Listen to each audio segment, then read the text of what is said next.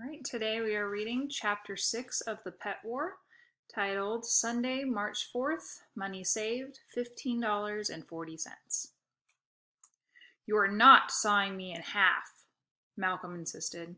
He shook his head and rolled his eyes and everything else you can think of doing to show he was not kidding, and he thought I was insane. "I'm not going to really saw you in half. It's magic," I insisted, flexing an old handsaw.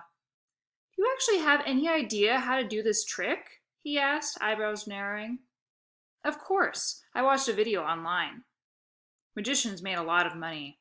One came to our school the year before, and he was awesome. He made our teacher disappear. Unfortunately, he then brought her back. So his act wasn't perfect, but anything that entertaining had to pay well. I knew what I was doing, maybe. I wore a cape from an old Halloween costume. The Amazing Otto had a nice ring to it, and a cape and a cool name were half the trick for magicians. I also practiced saying, 'Hocus pocus.' I taped some boxes together and found Dad's rusted saw from the back of the garage. I just needed a volunteer for the classic saw someone in half trick. It was a guaranteed crowd pleaser. Not that I had a crowd, but I would, once I perfected my act. Which meant I needed Malcolm to help me practice. Besides, he owed me for teaching him how to juggle a soccer ball as well. I won't really saw you in half," I assured him. "It's a trick. You just need to scrunch up your body. The chances of me sawing you in half are very small, as long as you scrunch up enough. I doubt I could even get through your bones anyways. It's an old saw." I tapped the saw aside, and a dull and muted twang rang out. "How about if I saw you in half?" Malcolm suggested. "Nope, I have to do it. I'm the magician. Plus, you're shorter than me." "I'm shorter than you by half an inch. That's half an inch less chance of being sliced in half." I lifted a pair of sneakers that had been in my closet forever. "I'll put these on the other end. People will think your feet are sticking out." "They'll think they're sticking out," said Malcolm, holding his nose. "Those reek." I couldn't argue. I was surprised how much nicer my room smelled after I removed the sneakers from my closet, although there were other sneakers still there that were only slightly less stinky. This wouldn't even be an issue if Mom had just bought me the new basketball sneakers I had asked for. New sneakers don't smell like anything but rubber. "They don't smell as bad as your breath," I quipped. "Vomit toes," he said. "Beastie breath. Sneaky stinker. Iguana-reeking stench spewer." "I hate you." It wasn't much of a comeback, but you do what you can. Malcolm just shook his head and laughed. "Come on," I wailed. "I need an assistant." "Sorry, not happening." "Fine, forget the saw trick. To be honest, I wasn't entirely sure Malcolm could scrunch up enough to avoid being cut in half. But this magician idea rules. I already have the cape and the name. What else do I need?" "The ability to do a magic trick?" said Malcolm. I shot him a dirty look. "I can do magic," I quipped, my cape dramatically, very magician-like. "Do you have any money?" "Maybe," said Malcolm, squirming. "How much?" I held out my palm.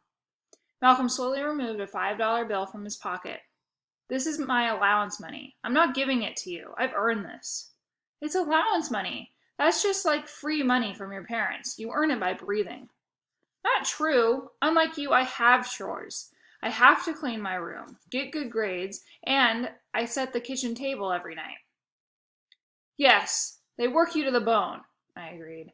"I don't know how you find time for yourself." I slapped my palm. "Now hand over your money. It's a trick. I'll give it right back." Malcolm hesitated, which gave me the chance to swipe the bill from his hand. "This should be interesting," he muttered. I chose to ignore the comment. A good magician converts the doubters in the audience into believers. "And now the amazing money trick from the Amazing Otto," I announced.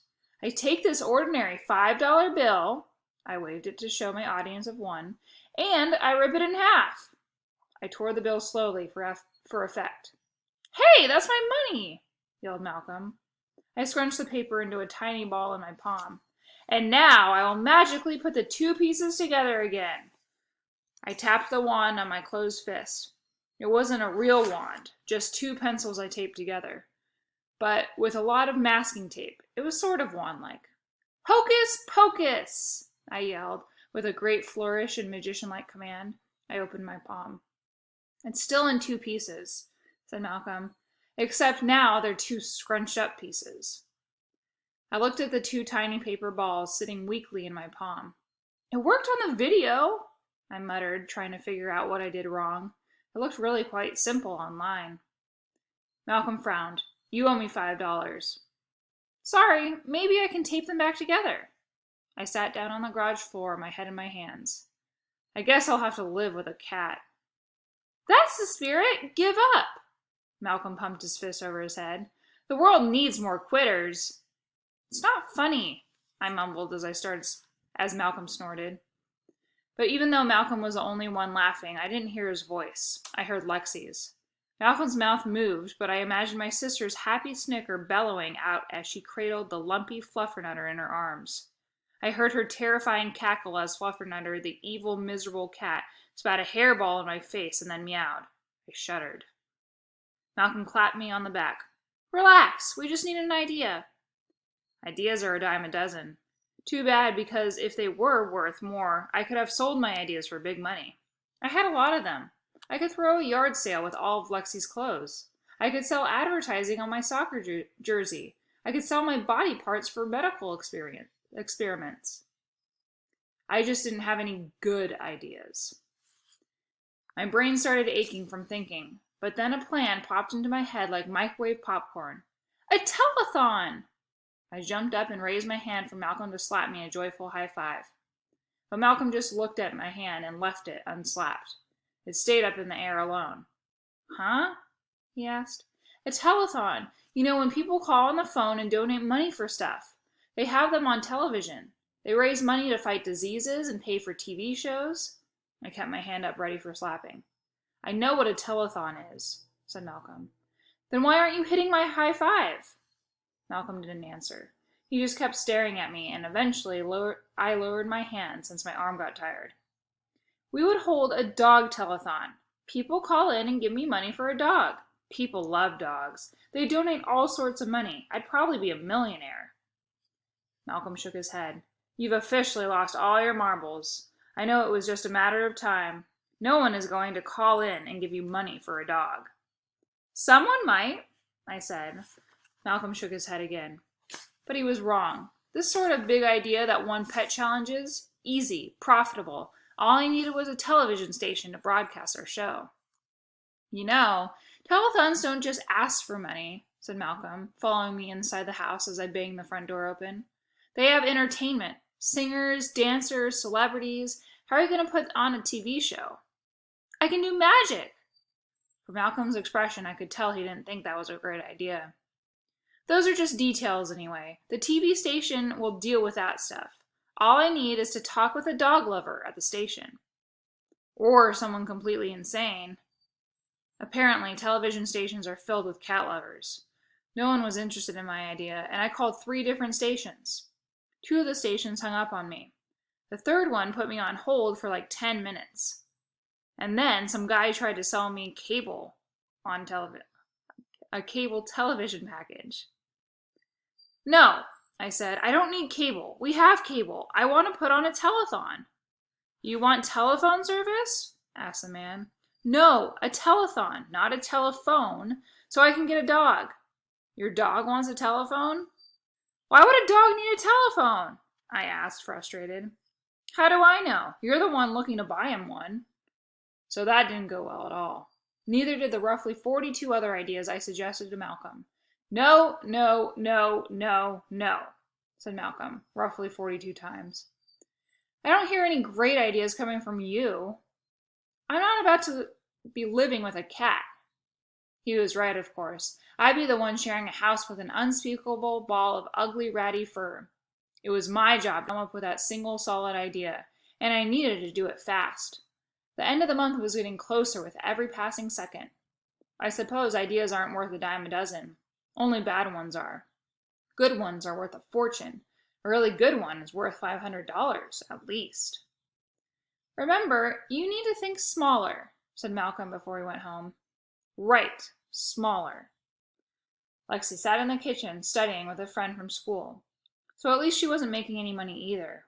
Her friend left after about an hour, and then another friend came over to study. Well, let Lexi do homework. I wasn't going to waste time studying, not when I could be making money. I'd think smaller, and by thinking smaller, I'd think of a really big idea. But idea thinking makes you hungry. I went to the pantry to find a snack, and that's when I thought of an idea that was big, but also small. Apples! I couldn't believe it. We had 5 giant bags of apples in our pantry. There must have been 100 of them. It would take a year for Mom, Lexi, and me to eat all of these. I'm not sure what Mom was thinking when she bought them, but my creative juices started flowing. Creative apple juices. I would become the town apple tycoon. I hauled those apple bags to the garage and loaded them into our red wagon. The apples were pretty heavy, so the wagon's wheels made an even louder scratching noise than usual. But that was okay. Ice cream trucks make loads of money because you heard their music playing. My wheel squawking was sort of like an ice cream truck music, except rusty and jarring and annoying. Apples! 10 cents an apple! I yelled. I knew I wasn't going to suddenly get rich selling apples for 10 cents a pop, but I had to start somewhere. I learned a lesson from my lousy car washing plan. You can't charge too much money for things. It's better to give people a deal. That's how you get repeat business. It was like a business rule, and I was a town apple tycoon, so I needed good business sense. Malcolm would be impressed. It worked, too. People flocked to my squeaky red wagon apple cart. They were actually standing in line. A lot of people acted surprised, too. Just 10 cents? What's the catch, kid? Said some guy in a tie. No catch, just business, I boomed. 10 cents? My, that's a bargain, said a lady pushing a stroller. Give me 4, please, and keep the change. Thank you, I said. She handed me 2 quarters, and I handed her 4 apples. Tell your friends, Otto's apples are the best deal in town. I'll take 2, said a girl in an oversized college sweatshirt. Here you are. If anyone asks, you got these from Otto, the apple tycoon. I sold all my apples in less than an hour. I felt pretty good about myself as I wheeled my wagon home. I whistled and jangled all the change in my pocket, trying to drown out the horrid rusty squealing of the wagon. Not that I'm a good whistler, but I try. Whistling is hereditary, I think. I blame Dad. I entered the house, kicked off my shoes, dropped my jacket on the ground, and then saw Mom standing in my way just outside the mudroom. She had her arms crossed, but her face looked even crosser. Immediately, I could tell I was on thin ice, and that ice was cracking quickly. Where are my apples? Asked Mom. I sold them? I squirmed. You would have thought that's something like, I sold Lexi to the circus. That wasn't a bad idea, except I couldn't imagine anyone paying more than $500 for her. That wouldn't be worth the effort. Mom's already red face turned redder. The veins in her neck popped out a little. Those apples were for the hospital, to make apple pies. They were having a fundraiser. I needed to drop them off today. If she were a dog, she would have bared her teeth. Oh, I said in a tiny voice. Kind of funny that I sold them, huh? I gave a small smile. But I don't think Mom thought it was funny at all, and I quickly stopped smiling. What am I supposed to do now? She demanded. Why would I have so many apples in the house if they weren't for something important? I hung my head and looked at my socks and away from Mom's eyes. Her eyes had a way of making you feel even guiltier than you did already, and I felt pretty guilty. Sorry? Mom took a deep breath. Otto, I think it's great that you're looking for creative ways to make money, but not if it's going to cost me more money, understand? You're going to have to pay me back for those apples. Otherwise, it wouldn't be fair. How much did you sell them for? 10 cents each? Mom's frown grew more frownier. 10 cents? What were you thinking? That I'd become an apple tycoon? I whimpered. I'm going to buy more apples, and you're going to pay me back every cent, but apples cost a lot more than 10 cents each. But I'm trying to save $500, not spend $500, I whined. Then you better start thinking of ways to earn money that doesn't cost me any. She walked away in a huff. Before she turned the corner, she yelled back,